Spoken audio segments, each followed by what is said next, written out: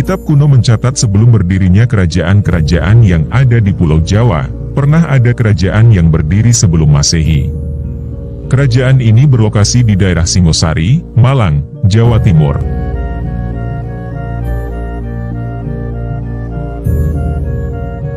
Dan konon menjadi bagian dari sejarah awal mula Pulau Jawa dihuni manusia pada tahun 100 sebelum Masehi. Tapi jauh sebelum itu, konon pulau terpadat di Indonesia ini penduduknya didatangkan dari luar negeri.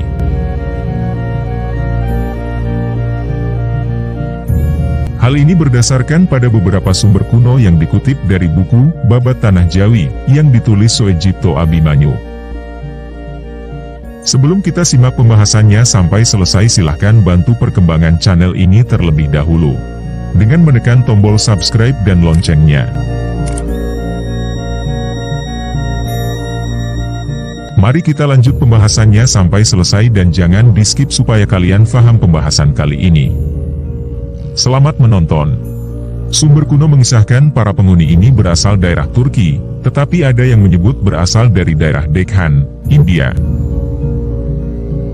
Dikisahkan saat itu penduduk Raja Rum pada tahun 350 sebelum Masehi, konon mengirimkan perpindahan penduduknya sebanyak 20.000 laki-laki dan 20.000 perempuan, yang dipimpin oleh Aji Keller.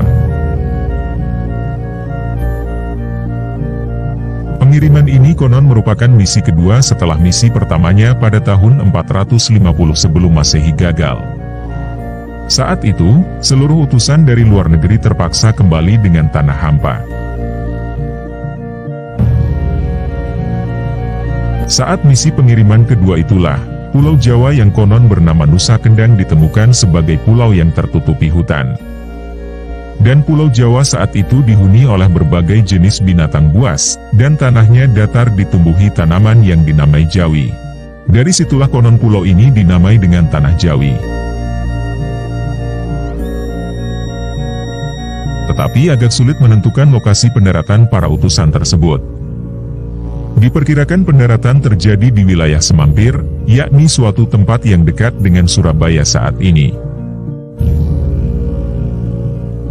Gelombang kedua ini juga mengalami kegagalan. Dari puluhan ribu orang konon hanya tersisa 40 pasang. Hal ini mendorong sang raja mengirimkan utusan lagi dengan persiapan lebih matang, dan penyediaan alat yang lebih lengkap. Hal ini untuk menjaga mereka dari kemungkinan serangan binatang buas, seperti yang dialami utusan pertama dan kedua.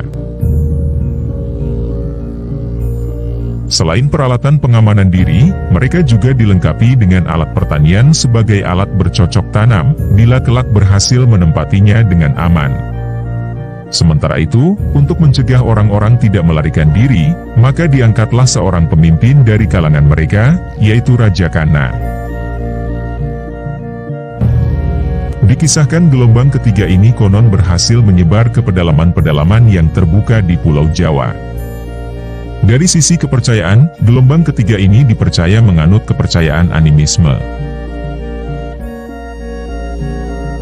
Sejarah juga mencatat konon pada 100 sebelum Masehi terjadi perpindahan penduduk yang terdiri atas kaum Hindu Asia. Mereka adalah para petani dan pedagang yang karena permasalahan keyakinan, kemudian mereka meninggalkan India.